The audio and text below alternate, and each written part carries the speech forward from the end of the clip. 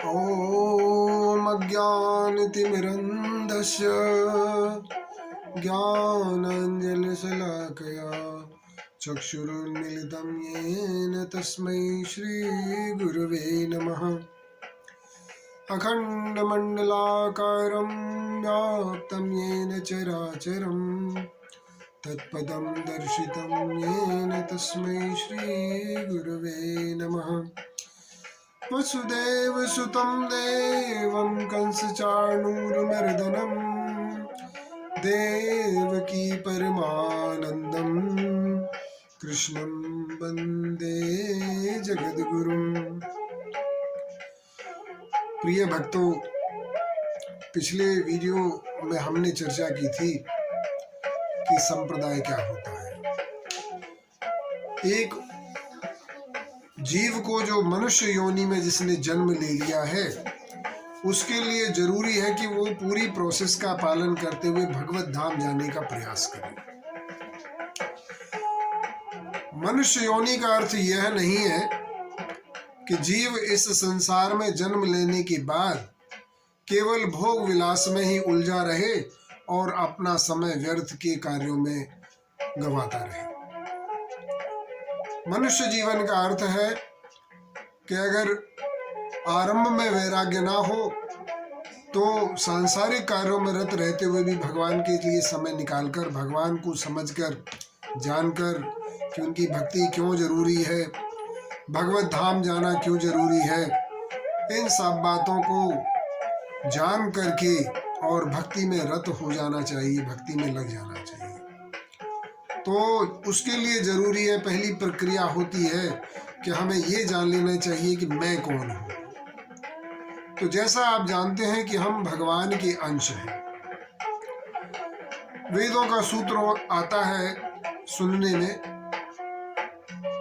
अथः ब्रह्मास्मि, अहम ब्रह्मास्मि के नाम से वो सूत्र हम सुनते हैं, जिसका अर्थ है कि मैं ब्रह्म हूं। तो परमेश्वर जो है वो पूर्ण ब्रह्म है, हम छोटे स्तर के ब्रह्म हैं क्योंकि हम उनके अंश हैं। भगवत गीता में ये बात भगवान ने कही, मामे वांशो जीवो भूतलोको सनातना, इस तरह का श्लोक आता है, मामे वांशो जीवे भूतलोका सनातना, कि मेरा ही अंश जीव जो है वो इस संसार में जन्म लेता है और इस संसार में वो मेरा ही अंश है, मेरा ही अंश बन करके वो कार्य करता है।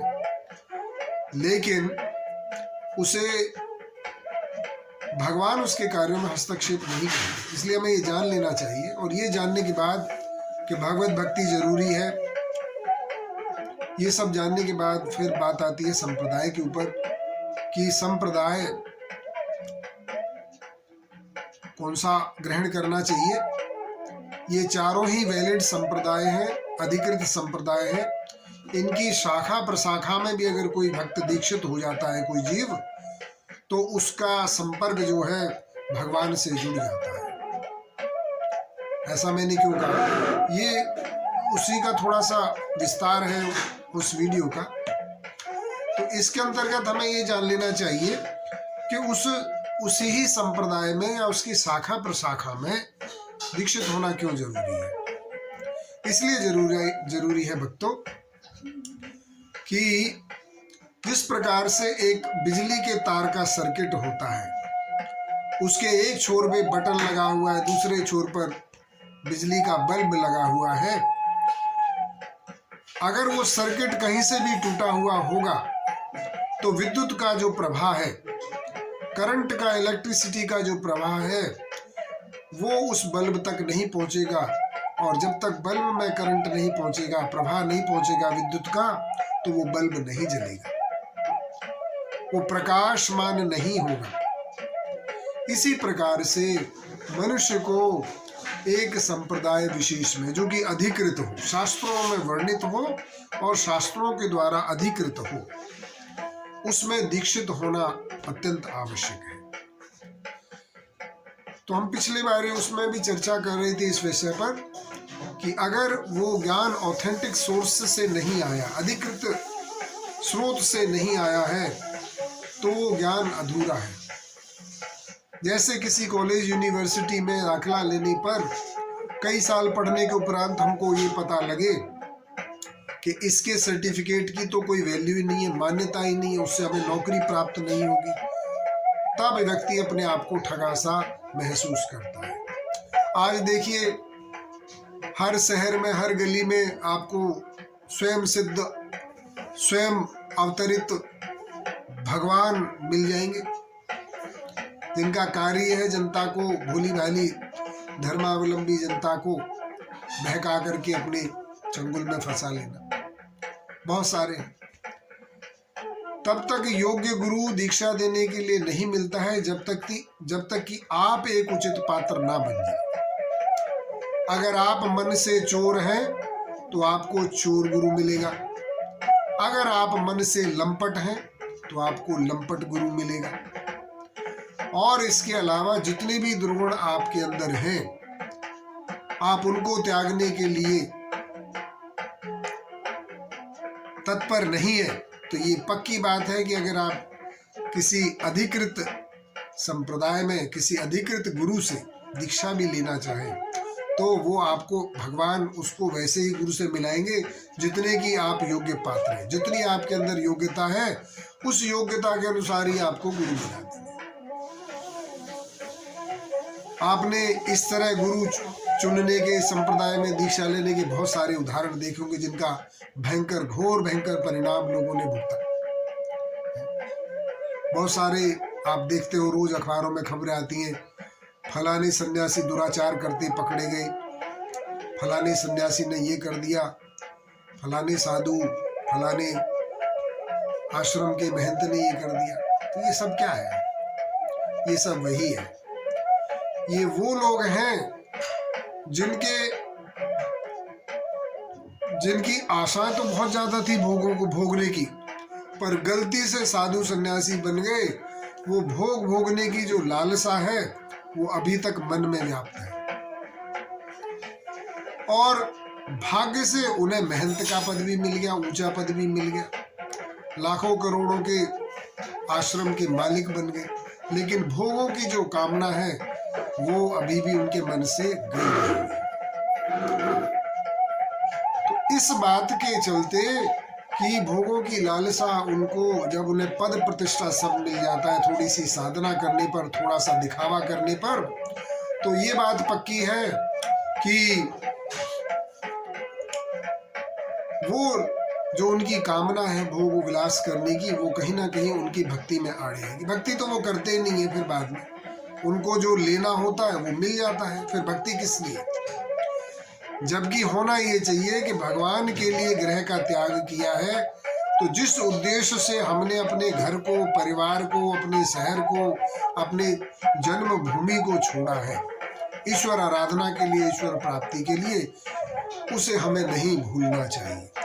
उसे हमें सतत लगातार याद रखना चाहिए और रोज याद करना चाहिए मन में कि हमने ये संसार इसलिए छोड़ा है, संसार से वैराग्य इसलिए लिया कि हमको अन्य चीजों में ना लिप्त होना पड़े और हम स्वच्छंद रूप से भगवान की भक्ति में रम करके भगवान की भक्ति में लग जाए। लेकिन ऐसा नहीं होता है।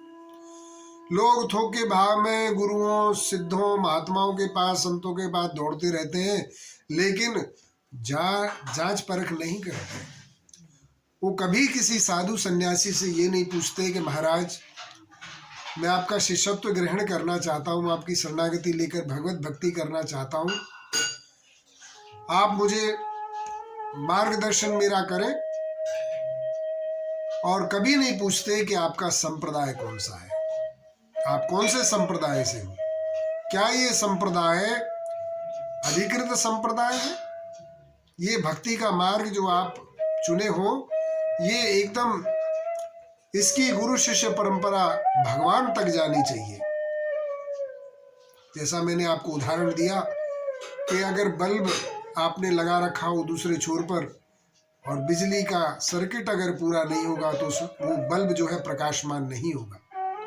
उसी तरह जो ज्ञान गुरु शिष्य परंपरा से, भगवान से, ब्रह्मा जी से होते हुए अन्य देवी देवताओं के माध्यम से गुरु, परम गुरु के फिर गुरु, इस तरह करके जो चला आ रहा है गुरु शिष्य परंपरा के माध्यम से, वही अधिकृत ज्ञान है।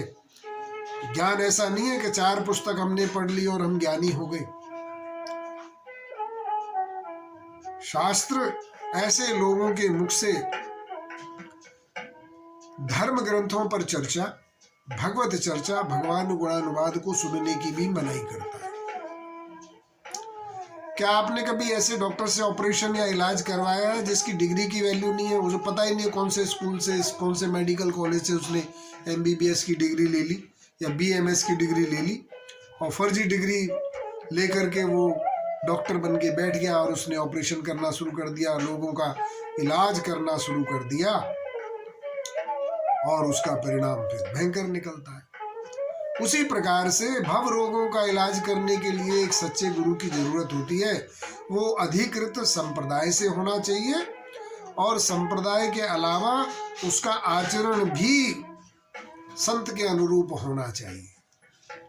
आजकल हम देखते हैं चारों तरफ भीड़ लगी है भक्तों की। किसी से पूछो तो वो कहते हैं हम तो फलाने महाराज जी के शिष्य हैं। अच्छी बात है, किसी संत की शरणागति ग्रहण करना कोई बुरी बात नहीं है, बहुत अच्छी बात है। लेकिन क्या कभी आपने ये पूछा महाराज आपका संप्रदाय कौन सा है, आपके परम गुरु कौन है, कहाँ से आपकी संप्रदाय की शाखा चली आ रही है?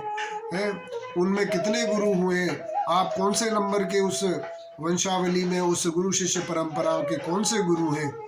कभी पूछा? कभी नहीं पूछते। और महाराज भी कहते हैं कि बच्चा तुम सब जो तुम्हारे पास है वो हमको दे दो, हम उसका भोग करेंगे और तुम्हें मुक्त कर देंगे। ऐसा कभी होता है क्या? एक रस्सी से पहले से ही बंधा हुआ व्यक्ति कभी भी दूसरे व्यक्ति को खोलकर स्वतंत्र नहीं कर सकता, स्पष्ट बात है। तो जब भी हमें ऐसा कार्य करें, हम गुरु को चुने या संप्रदाय को चुने, उसमें हमको तर्क बुद्धि का प्रयोग करना चाहिए। हमें तर्कों पर उसको कस करके देखना चाहिए कि वह व्यक्ति गुरु की परिभाषा में फिट बैठता है कि नहीं बैठता है। वो क्या ज्ञान दे रहा है, जो हमें वो ज्ञान दे रहा है, क्या उसने अपने गुरु महाराज से उसे अधिकृत रूप से प्राप्त किया है, क्या प्रक्रिया के द्वारा प्राप्त किया है, क्या उसमें वैराग्य है, क्या वो भगवत भक्ति का आचरण करता है, एकांत में बैठकर भजन करता है, प्रतिदिन स्वाध्याय करता है। मैं बहुत सारे मठों और मंदिरों में जाता हूँ, बहुत सारे संतों का दर्शन भी होता है, तो अक्सर मैंने देखा है जो भजनानंदी शाखा के जो लोग हैं वो लोग तो भजन करते हुए दिखाई देते हैं। अन्यथा सब ये कहते हैं जी हमारे गुरु महाराज 20 साल 25 साल हिमालय में तपस्या करके आए और अचानक प्रकट हो गए और गुरु बन गए। गेरुए वस्त्र पहने, तिलक लगाया, 2-4 चेला पटाए और बैठ गए, स्वयं प्रकट गुरु।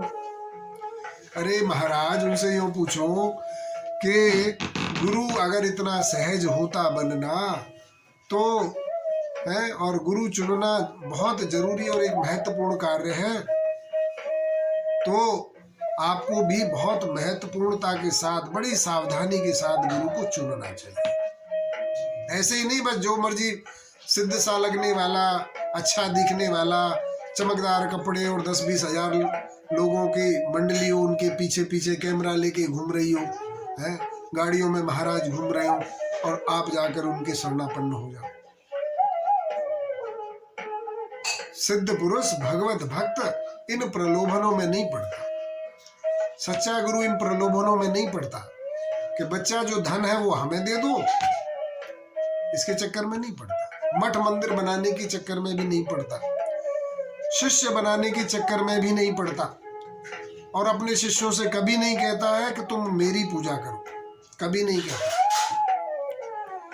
सच्चा गुरु, अच्छे सिद्ध संत होते हैं जो, वो हमेशा अपने आश्रित जीव को भगवान की ओर ले जाने का कार्य करते हैं, भगवान से मिलाने का कार्य करते हैं। उसको ऐसी ही शिक्षा देते हैं कि बेटा पहले शारीरिक परिश्रम करके भक्ति करना सीखो, वैदिक भक्ति जिसे कहते हैं।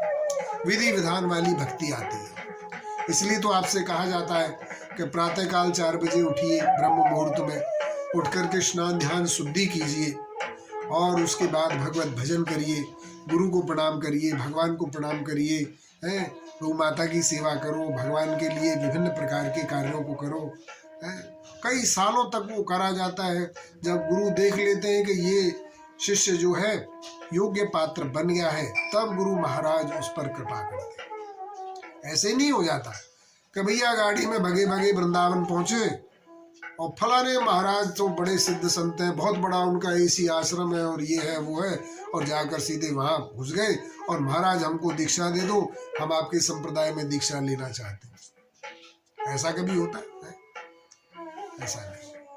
ना तो ये शिष्य को ऐसा आचरण करना चाहिए और ना ही गुरु को एकदम से किसी को भी शिष्य स्वीकार नहीं करना चाहिए।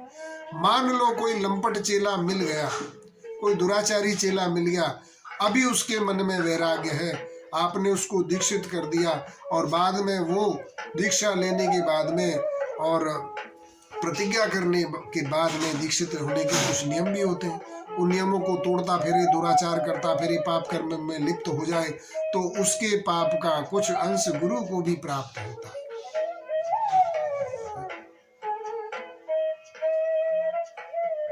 कुछ अंश गुरु को भी प्राप्त होता है। तो ना तो गुरु को ही जल्दी करनी चाहिए चेला स्वीकार करने में, शिष्य स्वीकार करने में, और ना शिष्य को ही गुरु स्वीकार करने में इतनी जल्दी करनी चाहिए। गुरु महाराज अगर अच्छे संत हैं, ज्ञानी हैं, अनुभवी हैं और भक्ति की विधा में पारंगत हैं तो वो सबसे पहले उसको योग्य बनाएंगे। जैसे एक छोटा बच्चा पाठशाला में जाता है, उसको पढ़ना लिखना नहीं आता है, गुरु उसको वहाँ पर धीरे धीरे उसको वर्णमाला के अक्षर से शुरू करते हैं और धीरे धीरे उसको पारंगत व्यक्ति, शिक्षित व्यक्ति बना देते हैं। उसी प्रकार से पहले गुरु जी के शरणापन्न होना पड़ता है, गुरु की सेवा करनी पड़ती है, भगवान की सेवा करनी पड़ती है। भगवान स्वयं अखिल लोक के ब्रह्मांड नायक ठाकुर जी महाराज इस धराधाम पर आते हैं और सांदीपनी गुरु जी के आश्रम में जाकर उनको गुरु स्वीकार करके और शिक्षा ग्रहण करते हैं। तो गुरु बनाना कोई इतना सस्ता नहीं है। तो 2-4 बातें अगर आप किसी गुरु से पूछोगे तो वो एकदम चमक जाए कि आपने बच्चा ये क्या पूछ लिया। अगर वो अधिकृत संप्रदाय में दीक्षित होगा तो अधिकृत प्रोसेस के माध्यम से, उस प्रक्रिया के माध्यम से आपको आपका मार्गदर्शन करेगा कि आप भगवत भक्ति में निष्णात हो जाए, दक्ष हो जाए। और अगर ऐसा नहीं है तो पक्की बात है कि आपने 2-4 क्वेश्चन पूछे नहीं, उससे प्रश्न किए नहीं, वो एकदम चमक जाएगा कि ये बच्चा तो कुछ ज्यादा ही घुटा हुआ लगता है, इतनी जल्दी लपेटे में आने वाला नहीं। तो महाराज, और जो महाराज ये कहते हैं कि बच्चा सारा कुछ यहाँ धर दो हमारे चरणों में, जो आपके पास धन है, दौलत है, संपत्ति है, सब हमको दे दो, हम तुम्हें मुक्त कर देंगे। उनसे यूं पूछो महाराज कि तुम ही जब इसको समेट रहे हो तो हमें कहां से मुक्त करोगे? आप ही इस धन माया को समेट रहे हो तो हमें कैसे मुक्त करोगे? तो महाराज, सेवा करना गुरु आज्ञा से, धन से, तन से, मन से अच्छी बात है, करनी चाहिए, लेकिन कब करनी चाहिए, कैसे करनी चाहिए, ये आपके विवेक पर निर्भर करता है। क्या हमारे जिनको हमने गुरु स्वीकार किया है वो उस धन को परमात्मा की सेवा के लिए ले रहे हैं या अपने भोगों की कामना के लिए उसका प्रयोग करना चाहते हैं? एक सच्चे संत को, एक सच्चे गुरु को, एक अधिकृत गुरु को धन मोह माया से कोई मतलब नहीं होता। उनको धन दे दो तब भी वो उतनी विरक्त होते, बड़े आश्रम में बिठा दो तब भी वो उतनी विरक्त रहते हैं, बाहर झोपड़ी जंगल में बना दो तब भी वो उतनी विरक्त रहते, यानी स्थित प्रज्ञ हो जाते हैं। ऐसा गुरु स्वीकार करना चाहिए। तो गुरु के बारे में परिभाषा ही है, वो आप ध्यान से सुन लीजिए श्लोक के माध्यम से। वो श्लोक इस प्रकार से है, सठ कर्म निपुणो विप्रो मंत्र तंत्र विशारदा ऐ वैष्णवो गुरुर्नाश्यात् और एक अंश मुझे थोड़ा विस्मृत हो गया है इसका। ऐ वैष्णवो गुरु नाशात वैष्णवो स्वयं पचो गुरु, ये उसका अंश मुझे याद आ गया, दोबारा से बोल देता हूँ। गुरु की परिभाषा है कि षट कर्म निपुणो विप्रो मंत्र तंत्र विशारदा ऐ वैष्णवो गुरुर न स्यात् वैष्णवो स्वयं पचो गुरु। ये गुरु की परिभाषा शास्त्रों में दी है। इसका अर्थ मैं आपको बतला देता हूं क्या मतलब होता है। अर्थ ये है भक्तजनों कि अगर कोई विप्र ब्राह्मण कुल में जिसने जन्म लिया हो, वैसे उस संत की कोई वो नहीं होती। अब ब्राह्मण का मतलब है यहाँ पर ब्राह्मण कर्म में दीक्षित होना। आज के परिप्रेक्ष्य में संदर्भ में ये मान लीजिए, जहां तक हो सके तो ब्राह्मण कुल में जन्म लेने वाला, क्योंकि जिस प्रकार का जिस व्यक्ति का डीएनए होगा उसी प्रकार का कार्य करता है। ब्राह्मण वंश परंपरा ने, विप्र वंश परंपरा ने अपने रक्त को शुद्ध करके रखा हुआ है। उनके डीएनए में भगवत भक्ति, भजन, साधना, पूजा अर्चना, वेदों का ज्ञान वो पहले से ही उसमें एम्बेडेड है, यानी कि पहले से ही उसमें दिया गया है। उनको विशेष प्रयास करने की जरूरत नहीं है।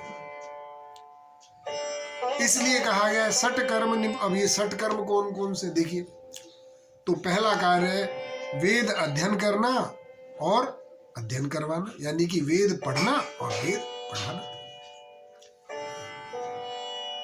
फिर अगले कर्म क्या है? दान लेना, दान देना, यज्ञ करना और यज्ञ करवाना। ये षट कर्म जो है निपुणों विप्रो, निपुण इनमें एकदम एक्सपर्ट होना चाहिए, एकदम क्रियाशील होना चाहिए, निष्णात होना चाहिए।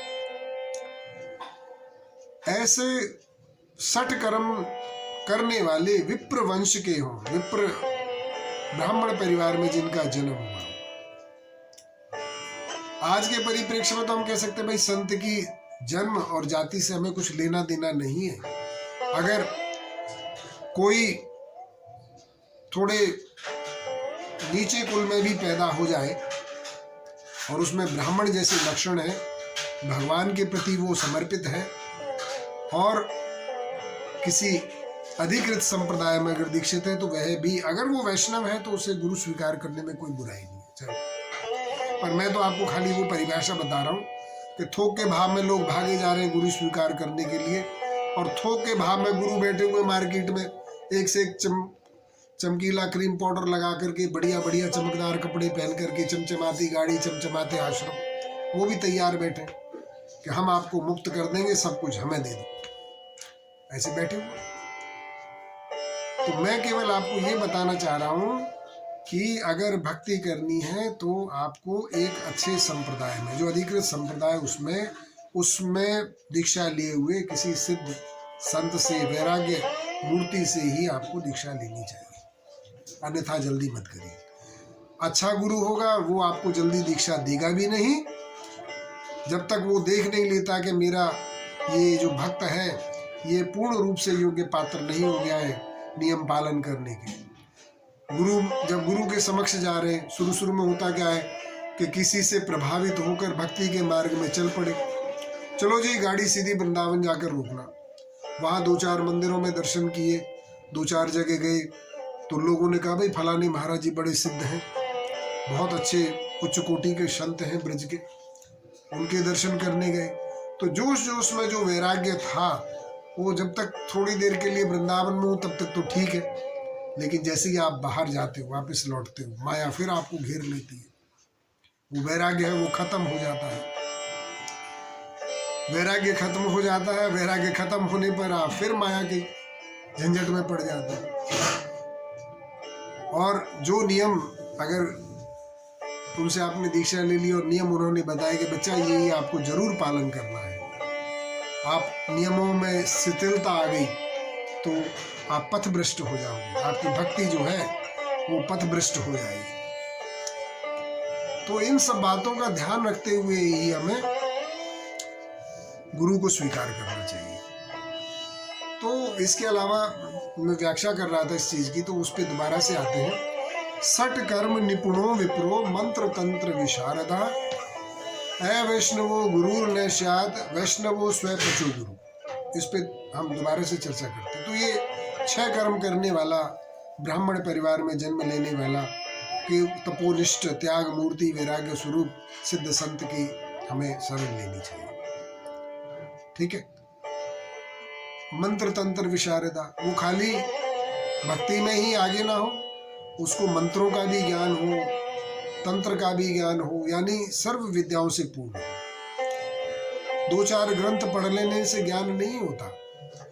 ज्ञान होता है अत्यधिक अध्ययन करने से, गुरु के समक्ष रहकर सत्संग करने से, साधु संतों में बैठकर भगवान गुणानुवाद सुनने से है, तब ज्ञान होता है। उस ज्ञान को फिर उतार के जीवन में महसूस भी किया जाता है। ऐसा नहीं है कि भाई कोरा ज्ञान पढ़ लिया और कोरा ज्ञान बघारने लग गए, टीवी पर बैठकर या गद्दी पर बैठकर शिष्यों को ज्ञान दे रहे हैं। उससे क्या होगा कि ज्ञान तो बहुत बढ़िया होगा जो वो बांटेंगे। आप देखते हो बहुत सारे लोग प्रवचन करते हैं तो उसमें संगीत भी बहुत बढ़िया बजता है, कपड़े भी बहुत बढ़िया पहने होते हैं महाराज ने, हैं, और उसके अलावा ज्ञान भी ऐसा देते हैं कि कभी आदमियों को जो बैठे हुए हैं उनको हंसी आ जाती है बहुत जोर से, और कभी वो रोना शुरू कर देते हैं। ऐसा ज्ञान देते हैं महाराज। तो ऐसा ठीक है, दे रहे हैं वो अपने स्तर पर जो ज्ञान दे रहे हैं, धर्म का प्रचार कर रहे हैं, ठीक है, लेकिन वो उच्च कोटि के व्यक्ति संत नहीं है। हमें उनसे ज्यादा प्रभावित नहीं होना चाहिए, चमत्कार दिखाने वाले से ज्यादा प्रभावित नहीं होना है। हमें भक्ति में कृपा करने वाले से प्रभावित होना है। चमत्कारों से प्रभावित होकर किसी भी व्यक्ति के शरणापन्न हो जाना ठीक नहीं है। मैं बहुत समय पहले एक साउथ के कोई संत थे, वो बोलते थे कि ऐसे हाथ हवा में घुमाते थे और कोई ना कोई चीज उनके हाथ में आ जाती थी, कभी घड़ी, कभी अंगूठी, कभी कुछ, कभी सोने चांदी की चीजें, और वो भक्तों को ऐसे दे दिया करते थे। तो भैया चमत्कार दिखाने वालों की संसार में कमी थोड़ी है। बहुत सारे लोग हैं जो आपको चमत्कार दिखा सकते हैं, लेकिन चमत्कारों से हमें प्रभावित नहीं होना है। हमें उनके आचरण, उनकी तपस्या, उनके वेद अध्ययन, उनके भगवान के प्रति जो ज्ञान है और उनकी जो सतत प्रक्रिया है भगवान को जानने की, भगवान के शरणापन्न होने की, वो जरूरी है। हमें उससे प्रभावित होना है, इन सब लोगों के झंझट में नहीं पड़ना है। तो सट कर्म निपुणो विप्रो मंत्र तंत्र विशारदा, इन सब चीजों का ज्ञान होना चाहिए उसको। ए वैष्णवो गुरु ने स्पष्ट कहा है, जो वैष्णव नहीं है वो गुरु बनाने योग्य है ही नहीं। जो वैष्णव नहीं है वो गुरु बनाने योग्य है ही नहीं, वो गुरु बन ही नहीं सकता। तो आपको ध्यान देना पड़ेगा। अब ये भी बता देते हैं कि वैष्णव कौन है। भगवान विष्णु नारायण की पूजा अर्चना करने वाले, उनके बताए उपदेशों पर चलने वाले, उनके अवतारों की पूजा अर्चना करने वाले, उनको मानने वाले अनुयायी जो होते हैं उनको वैष्णव कहा जाता है। विष्णु के जो अनुयायी होते हैं, विष्णु के अवतारों की जो पूजा अर्चना करते हैं, उनकी भक्ति मार्ग का पालन करते हैं, भक्ति के सिद्धांत का पालन करते हैं, उनको हम बोलते हैं वैष्णव। तो जो वैष्णव नहीं है वो गुरु बन ही नहीं सकता। अब इन चारों संप्रदायों के जो प्रवर्तक गुरु हैं वो सारे के सारे वैष्णव हैं।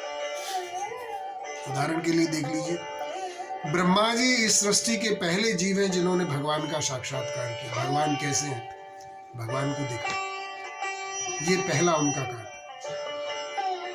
पहले जीव हैं, उन्होंने भगवान को देखा, साक्षात्कार किया, वो वैष्णव है। उनके हाथ में भी आप देखो को माला चलती रहती है। लक्ष्मी देवी है, वो भगवान के सतत उनकी सेवा में निरंतर लगी रहती हैं, भगवान की शक्ति है उनके साथ रहती हैं, तो वो भी वैष्णव। भगवान शंकर राम, कृष्ण और विष्णु का नाम जप करते हैं, तो वो भी परम वैष्णव है। कहा गया है वैष्णवा नाम यथा संभव, परम भागवत है भक्ति चाहिए तो भगवान शंकर की ग्रहण करनी चाहिए, बहुत जल्दी भक्ति प्राप्ति हो जाती है, विष्णु की, भगवान की, उनकी बहुत जल्दी उनका आशीर्वाद। आशुतोष है, जल्दी बहुत छोटी सी सेवा से जल्दी प्रसन्न हो जाते हैं, थोड़ी सी सेवा से ही प्रसन्न हो जाते हैं। कुमार संप्रदाय के जो प्रवर्तक हैं चारों कुमार भाई, सनक, सनंदन, सनातन और सनत कुमार, इन्होंने भी भगवान अपने पिता ब्रह्मा जी का दर्शन किया और ब्रह्मा जी के माध्यम से तपस्या करके भगवान विष्णु को प्राप्त किया। और सर्वत्र पूरे ब्रह्मांड में, इस पूरे अखिल ब्रह्मांड में उनकी गति सभी जगह पर है। इन चारों प्रवर्तकों की गति विष्णु तक है और ये विष्णु के मार्ग का अनुपालन करने वाले लोग हैं। तो उन्होंने जैसा भगवान के बारे में अनुभव किया, जो जाना, उसे शास्त्रों में लिखा। तो गुरु पिता है और माता कौन है? शास्त्र। गुरु कौन है? पिता। और माता कौन है? शास्त्र। तो आपको निरंतर रामायण, भगवत गीता, भागवतम या अन्य अन्य ग्रंथ हैं जो भगवत गुणानुवाद लीलाओं का बड़ी अच्छी प्रकार से वर्णन करते हैं, या कोई अच्छा वक्ता है तो उससे भी सुन लेना चाहिए, रसिक संत होना चाहिए। कुल मिलाके हम एक ऐसी विधा पर चल रहे हैं जिसमें ना तो हमें भगवान दिखाई देते हैं, ना हमें ज्यादा अनुभव हो पाता है। जब तक हमारे लक्षणों को गुरु या अन्य वैष्णव भक्त कृपा करके हमें बताए नहीं, तब तक हमको पता नहीं चलता कि हम पर ईश्वरीय कृपा हो रही है कि नहीं हो रही। तो अवैष्णव गुरु न स्यात्, तो इसका मतलब है कि वैष्णव नहीं है जो व्यक्ति, वो गुरु बन ही नहीं सकता। स्पष्ट बात कही है शास्त्र में कि गुरु बन ही नहीं सकता। वैष्णवो स्वपचो गुरु। और अगर वैष्णव है, कालांतर में अगर उसने कोई घृणित कर्म भी किया है और अब वो भगवान विष्णु की भक्ति में लग गया है, उसने अधिकृत संप्रदाय में जाकर दीक्षा ले ली है, कई सालों वर्षों तक अथक मेहनत करके गुरु महाराज को प्रसन्न किया है और उनकी कृपा प्राप्त करके दीक्षा प्राप्त कर ली है, ऐसा व्यक्ति गुरु बनाने योग्य है। वैष्णवो स्वपचु का गुरु का मतलब है कि जिसने कुत्ते को मारकर उसका मांस भी खाया हो, यानी कि इतना घृणित कर्म। कुत्ते का मांस कौन खाता है? डोम खाता है या नीची जाति के लोग खाते हैं। आजकल चाइना वाले बहुत खाते हैं, कुछ भी खा जाते हैं। तो अगर ऐसा भी वैष्णव है, ऐसा भी व्यक्ति है और वो बाद में वैष्णव बन जाता है, तो ऐसे व्यक्ति को हम गुरु बना सकते हैं, क्योंकि वो वैष्णव है। सबसे पहली जो गुरु की परिभाषा है वो है कि वो वैष्णव होना चाहिए। अगर वैष्णव नहीं है महाराज, तो आपको गुरु मिलेंगे फिर आशाराम, राम रहीम,